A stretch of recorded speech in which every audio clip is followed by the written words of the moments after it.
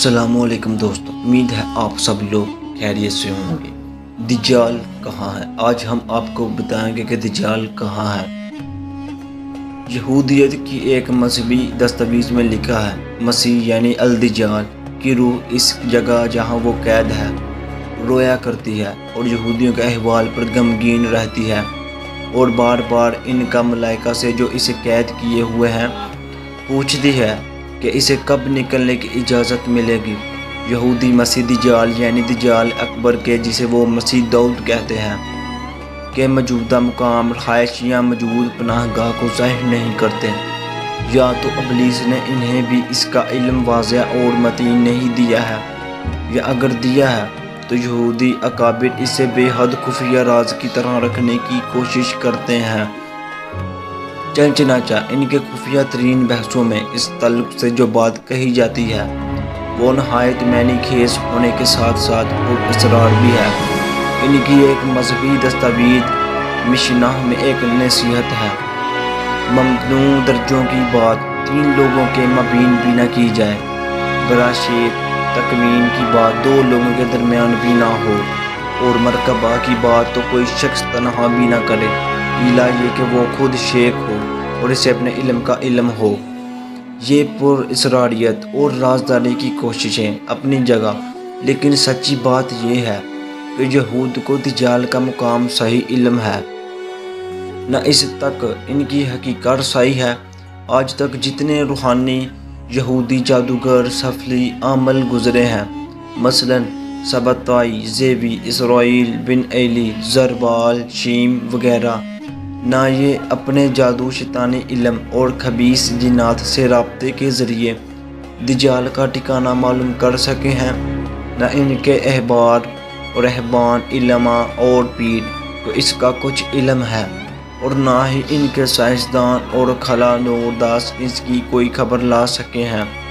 اللہ پاک نے اپنی سچی کتاب اور سچی نبوت کے ذریعے جو اور جتنا علم مسلمانوں کو دیا ہے، اس کے علاوہ سب غلط ہے۔ یہود کے خواص اس حوالے سے ایک دوسرے کو جس رازداری کی تلقین کرتے ہیں، وہ یہودی عوام کے سامنے در حقیقت اپنی جہالت پر پردہ ڈالنے کی کوشش کرتے ہیں۔ جب یہودی کی بات یقینی طور پر غلط ہے تو صحیح بات کیا ہے؟ جن امور کا تعلق غیبات یا ماوراء الطبیعات سے ہوتا ہے، اس میں ہمارے پاس واحد ذریعہ معلومات وحی ہے۔ انسانیت کے پاس اس کے علاوہ کوئی چارہ کار نہیں کہ جن چیزوں کو مشاہدے اور ذاتی تحقیق سے دریافت نہیں کر سکتی، ان کے بارے میں ایسے ذریعے پر اعتماد کرے جو مستند بھی ہو اور تسلی بخش بھی، اور یہ ذریعہ عقل نہیں، وحی ہے۔ وحی کے نور کے بغیر عقل گمراہ ہے اور گمراہی تک لے جانے والی ہے۔ حضور علیہ السلام وہ ہستی ہیں جنہیں زمانہ جاہلیت کے شدید دشمن رکھنے والے مخالفین نے بھی الصادق الامین کا لقب دیا۔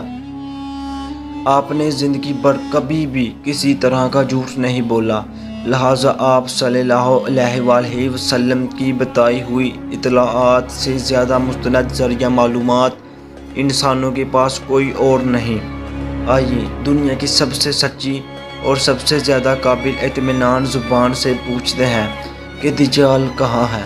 یہ بات دلچسپی سے خالی نہ ہوگی کہ خود اس حدیث شریف میں، جس میں دجال کے موجود مقام کا تذکرہ ہے، ذکر ہے کہ آپ صلی اللہ علیہ وآلہ وسلم کی پیش گوئی کی تصدیق آپ کی حیات مبارکہ میں ہو گئی تھی، جس پر آپ نے خوشی و مسرت کا اظہار فرمایا۔ جب اللہ کے رسول صلی اللہ علیہ وآلہ وسلم نماز پڑھ چکے تو وہ ممبر پر تشریف فرما ہوئے اور مسکراتے ہوئے فرمایا: تمام لوگوں اپنی جگہ پر بیٹھے رہیں۔ پھر فرمایا: جانتے ہو میں نے تمہیں کیوں جمع کیا ہے؟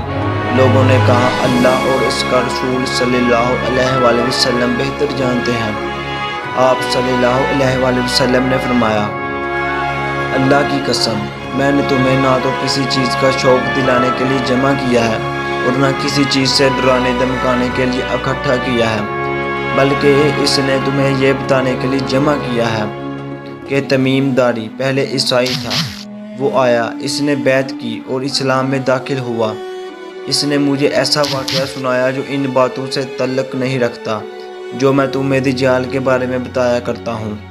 اس نے مجھے بتایا کہ وہ الخم الجزام قبیلہ کے 30 آدمیوں کے ہمراہ ایک بحری جہاز میں سمندر کے سفر پر روانہ ہوا۔ سمندر کی لہریں مہینہ برا نہیں ادھر ادھر دھکیلتی رہیں یہاں تک کہ وہ ایک جزیرے میں پہنچ گئے۔ اس وقت سورج غروب ہو رہا تھا۔ وہ ایک چھوٹی سی کشتی میں بیٹھ کر جزیرے میں داخل ہوئے۔ جب وہ جزیرے میں داخل ہوئے تو ان کو ایک جانور ملا جس کے جسم پر بہت بال تھے۔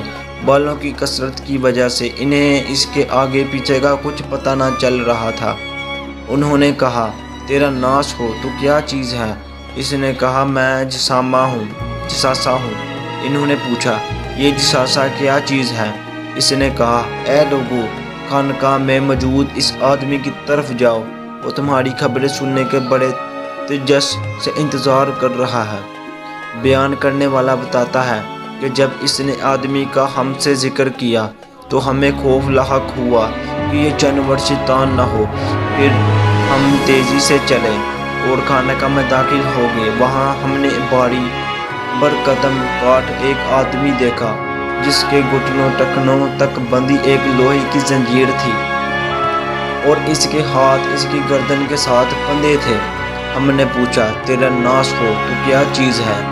اس نے کہا، میرا پتہ تمہیں جلد چل جائے گا، یہ بتاؤ کہ تم کون ہو؟